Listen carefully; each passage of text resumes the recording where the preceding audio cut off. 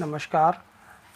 आज हम शुरू कर रहे हैं समतलीय बलों के संतुलन हेतु व्यापक प्रतिबंध, general conditions of equilibrium of coplanar forces.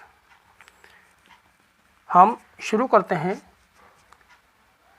एक प्रमेय से कि किसी पिंड के विभिन्न बिंदुओं पर क्रियाशील समतलीय बल निकाय को उनके समतल में स्थित किसी स्वेच्छ बिंदु पर क्रियाशील एक बल एवं बल युग्म में समानित किया जा सकता है। किसी पिंड के विभिन्न बिंदुओं पर, जैसे कि हमें दिखाया गया है, यहाँ एक पिंड है, इसके विभिन्न बिंदु हमारे पास A1, A2, A3 इस तरह से दिए हुए हैं। इन बिंदुओं पर क्रियाशील समतलीय बल निकाय को, जैसा कि बिंदु A1 पर बल P1 क्रियाशील है, बिंदु A2 पर P2 बल क्रियाशील है, A3 पर P3 बल क्रियाशील है। तो इस पूरे बल निकाय को उनके समतल में स्थित किसी स्वेच्छ बिंदु पर, ये स्वेच्छ बिंदु हमारे पास समतल में O है, इस पूरे बल निकाय को इस स्वेच्छ बिंदु O पर क्रियाशील बल और बल युग्म में समानित किया जा सकता है, ये हमें बताना है। तो हम मान लेते हैं कि हमारे पास ये एक समतल है और इसमें जो है विभिन्न बिंदु हमारे पास A1, A2, A3 इस तरह से दिए हुए हैं। इन पर जो समतलीय बल क्रमशः क्या हमारे पास P1, P2, P3 ये क्रियाशील है। हमने स्वेच्छ बिंदु O मान लिया है, जो कि निर्देशांक हमारे पास क्या है, OX और OY। तो A1 बिंदु के निर्देशांक हमारे पास हम मान लेते हैं क्या है कि X1, Y1 और A2 बिंदु के निर्देशांक X2, Y2। ये हमारे पास क्या लिया हमने, A1 के जो निर्देशांक है वो है X1, Y1, A2 के निर्देशांक X2, Y2। इसी प्रकार हमारे पास जो है आगे तक A3 के X3, Y3 और A4 के X4, Y4 ये हमारे पास इनके निर्देशांक हैं। P1 जो है वो हमारे पास A1 बिंदु पर क्रियाशील बल है। तो P1 के जो वियोजित भाग है OX और वो OY दिशा में, वो क्या है हमारे पास X1 और Y1। ये हमारे पास दिया हुआ है X1 और Y1। इसी तरह से P2 के जो वियोजित भाग है X2 और Y2, P3 के हैं X3 और Y3। ये हमारे पास इनके वियोजित भाग है। अब हमें क्या करना है, इस पूरे बल निकाय को चूंकि इस स्वेच्छ बिंदु O पर क्रियाशील एक बल और बल युग्म में समानित करना है, ये हमें प्रमेय सिद्ध करनी है। तो हम क्या करते हैं, इसके पूरे सिस्टम की जगह एक बिंदु जो है A1 उस पर क्रियाशील P1 बल की बात करते हैं। तो हम क्या करते हैं, बिंदु O पर OX दिशा में हमने क्या किया, X1 और OX डैश दिशा में इसी के समांतर लेकिन विपरीत दिशा में X1 बल जो है लगा दिया। यानी कि O बिंदु पर OX और OX डैश इन दोनों दिशाओं में समान लेकिन विपरीत बल X1 हमने लगाया। इसी प्रकार OY दिशा में जो है Y1 और OY डैश दिशा में Y1 समान लेकिन विपरीत दिशा में हमने बल लगाया। तो इससे इस सिस्टम पर, पिंड पर कोई प्रभाव नहीं पड़ेगा क्योंकि ये एक दूसरे को बैलेंस करते हैं। अब हम देखते हैं इसका मतलब P1 पर जो है हमारे पास, A1 बिंदु पर जो बल है X1, A1 बिंदु पर X1 और O बिंदु पर जो है X1, ये दोनों अपोजिट डायरेक्शन में है। तो ये दोनों मिलकर के एक बल युग्म बना रहे हैं हमारे पास। बल युग्म जो कि हम पढ़ चुके हैं, बल युग्म क्या होता है,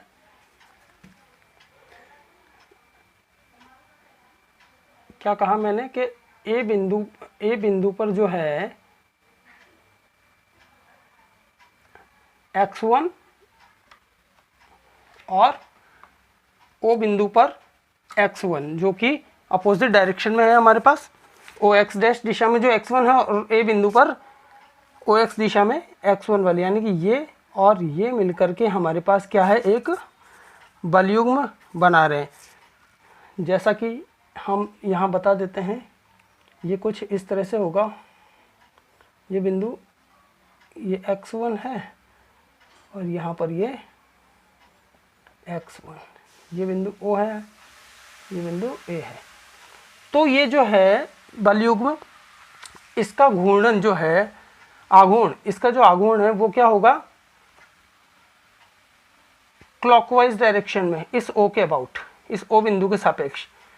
तो क्लॉकवाइज डायरेक्शन में होगा। तो हमने पढ़ा था कि इसका जो आघूर्ण है यानी कि दक्षिणावर्त आघूर्ण है क्लॉकवाइज डायरेक्शन में।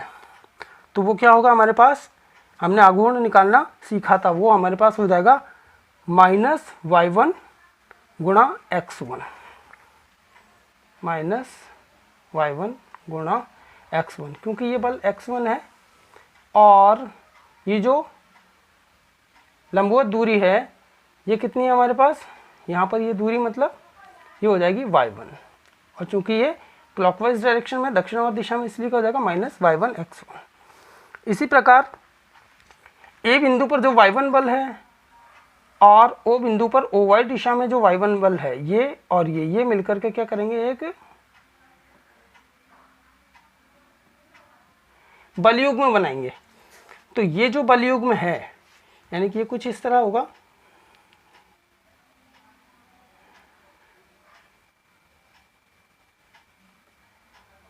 y1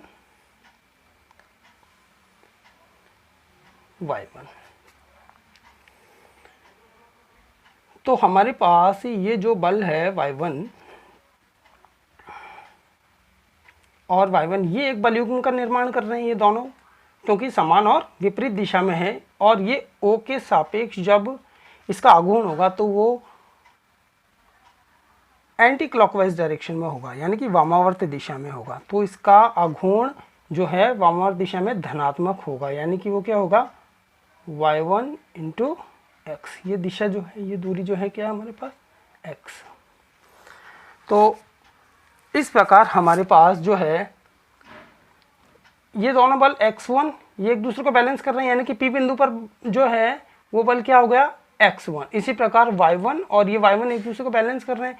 तो हमारे पास P बिंदु पर जो है OY के अनुदिश, OY निर्देशीय अक्ष के अनुदिश कौन सा बल है, y1। और ये जो बलयुग्म है वो है, तो हमारे पास P बिंदु पर जो बल है, A बिंदु पर जो बल है P1, वो किस किस के बराबर होगा,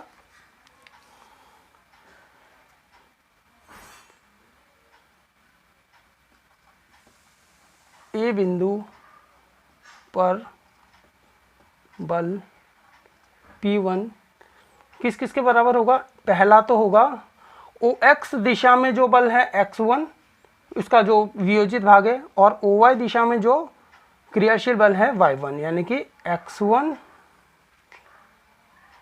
एंड y1। और दूसरा किसके बराबर होगा, आघूर्ण। और वो आघूर्ण क्या है, जो कि ये बल एक आघूर्ण का निर्माण कर रहे हैं, वो आघूर्ण है हमारे पास xy1 - y1 x। इस आघूर्ण के बलयुग्म के, एक तो इसके और इस आघूर्ण के बलयुग्म के बराबर होगा A बिंदु पर जो बल है P1। तो इसी प्रक्रिया को हम A2 बिंदु पर क्रियाशील बल P2 के लिए, A3 बिंदु पर क्रियाशील बल P3 के लिए जब काम में लेंगे तो हमारे पास जो है क्या चीज़ हमें मिलती है, OX के अनुदिश जो बल है वो कौन कौन से हैं, जैसे A बिंदु पर क्रियाशील बल P1 था, उसके अनुदिश बल x1 था। इसी प्रकार A2 बिंदु पर जब हम देखेंगे तो उसके अनुदिश क्रियाशील बल x2 होगा। तो कुल मिलाकर के OX के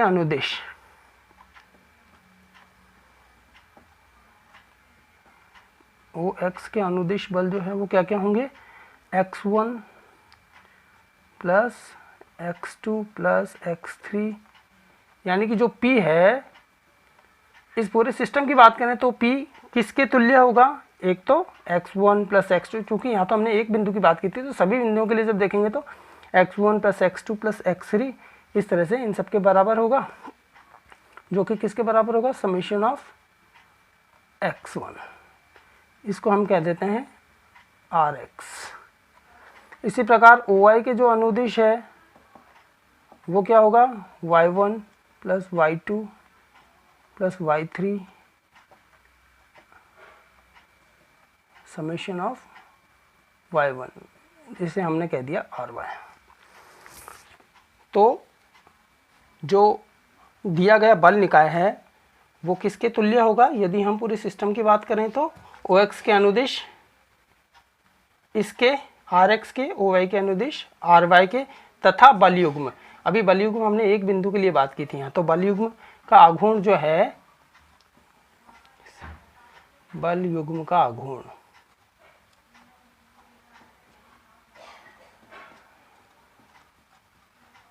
वो क्या हो जाएगा हमारे पास, जैसे ये क्या था, xy1 माइनस y1x प्लस, इसी तरह से हम बिंदु A2 के लिए बात करेंगे तो वो हो जाएगा हमारे पास, सॉरी यहाँ x1 है, ये दूरी x1 थी, तो यहाँ x1 y1 और y1x, इसी प्रकार से यहाँ पर x1, ठीक है, और यहाँ हो जाएगा हमारे पास x2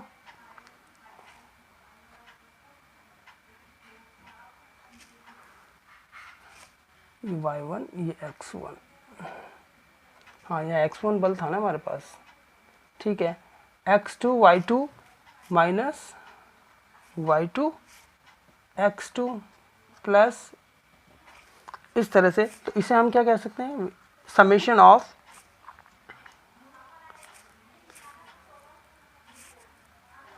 x1 y1 minus y1 x1, इसे हमने कह दिया G। तो हमारे पास जो है इस बल निकाय जो है वो किस किस के तुल्य होगा, RX RY और G। तो अब हम देखते हैं कि यदि RX और RY इनका x दिशा में, OX के अनुदिश RX है, OY के अनुदिश RY है, तो इनका परिणामी अगर ये R है,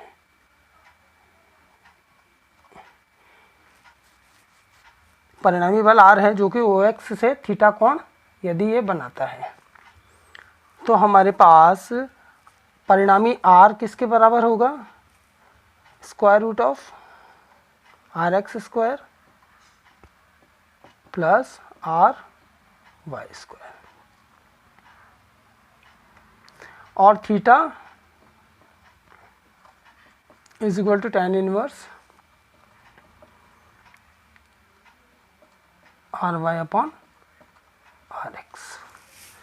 तो इस प्रकार हमने बताया कि बल निकाय का जो स्वेच्छ बिंदु है उस पर क्रियाशील बल R और आघूर्ण बल युग्म जो है वो G में समायोजन किया जा सकता है, यानी कि इस पूरे सिस्टम का जो बल निकाय का है वो हम बिंदु O पर क्रियाशील बल और बल आघूर्ण बल युग्म के आघूर्ण में समानित कर सकते हैं। तो ये हमारे पास ये प्रमेय हमने प्रूव कर दी। अब इसकी कुछ कंडीशंस हैं जो कि हम देख लेते हैं।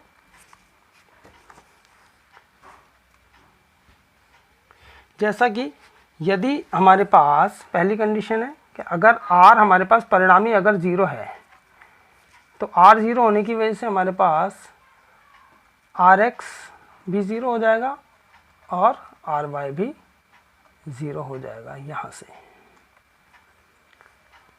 और G भी हमारे पास क्या हो जाएगा इस केस में, आघूर्ण जो है बल युग्म का वो भी हमारे पास, आघूर्ण G का जो बल युग्म वो भी हमारे पास 0 हो जाएगा। दूसरी कंडीशन यदि हम देखें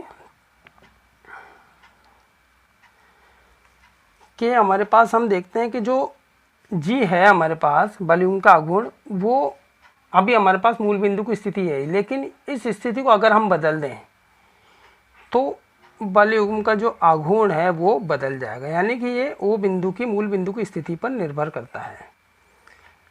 तो यदि हम देखें कि इस बिंदु को हम यदि यहाँ O ले लें हम, जैसे कि ये O बिंदु है, यहाँ पर हम ये O बिंदु H के हम लेते हैं, तो हमारे पास एक ये दूरी होगी, एक ये दूरी होगी, ये बिंदु O डैश हो गया कुल मिला करके। तो ये A बिंदु हमारे पास यहाँ है जब x y ये P1 है। तो आप देखिए उस समय ये जो दूरी है हमारे पास, जो अभी हमारे पास x1 और y1 आ रही थी, उस समय ये दूरी ये हो जाएगी, जो कि क्या है x1 माइनस h।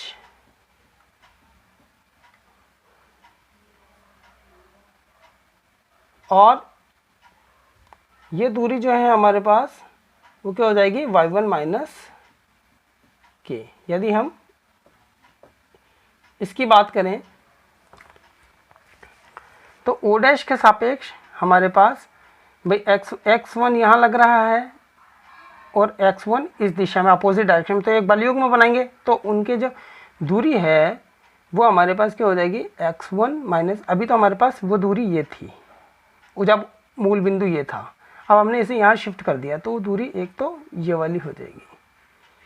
ठीक है, तो ये x1 माइनस h और y1 माइनस के इसके हमारे पास बिंदु हो जाएंगे।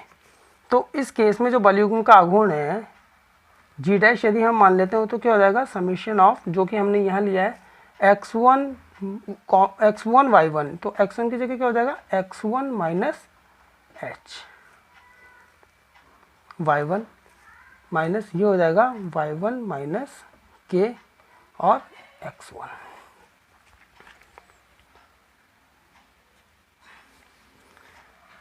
मैंने आई होप ये क्लियर हो गया होगा। जब मूल बिंदु ये था तो यहाँ बिंदु जो थे इनकी दूरी थी x1 और ये y1 थी, हमारे पास ये दूरी x1 थी, ये दूरी y1 थी। तो इस केस में हमारे पास जो है जब मूल बिंदु हमने यहाँ शिफ्ट कर दिया O डैश पर, तो दूरी जो है हमारे पास, क्योंकि ये बिंदु H के है तो इनके दोनों बलों के x1 के बीच की दूरी जो है वो हमारे पास क्या हो जाएगी y1 माइनस k हो जाएगी।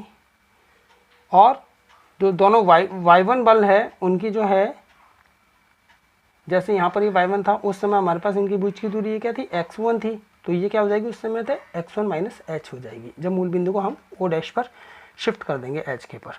तो हमारे पास ये उस केस में आघूर्ण g डैश ये आ जाएगा। तो इसे हम सिंप्लीफाई यदि करते हैं तो आप देखिए हमारे पास सिंप्लीफाई करने पर ये आ जाएगा x1 y1 minus h y1 minus y1 x1 plus k x1। तो और सिंप्लीफाई करते हैं तो हमारे पास यहाँ g minus small h summation of y1 plus k summation of x1 ही आ जाता है।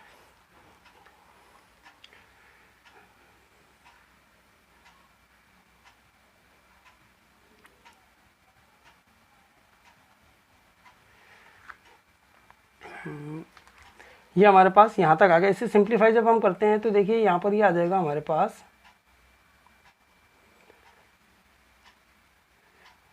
यहाँ मैं बता देता हूँ आपको, ये यहाँ आ जाएगा g dash is equal to g minus h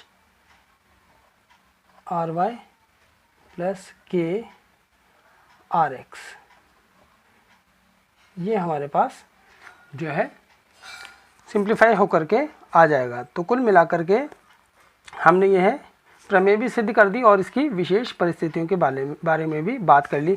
तो यदि एक चीज़ और हम यहाँ पर बता सकते हैं कि यदि मूल बिंदु जो है वो हम ट्रांसफ़र कर देते हैं तो उस केस में जो है बलयुग्म का आघूर्ण वो हो गया g डैश, और इससे पहले जब मूल बिंदु O था बिना ट्रांसफ़र किए हुए वो था, उस समय बलयुग्म का आघूर्ण g था। तो यानी कि g और g डैश आपस में बराबर नहीं है, g और g डैश आपस में बराबर नहीं होंगे जब तक कि rx और ry 0 नहीं होंगे। यानी कि यदि rx और ry 0 हो जाएंगे यहाँ पर तो बलयुग्म का आघूर्ण g और आघूर्ण g डैश दोनों आपस में बराबर हो जाएंगे।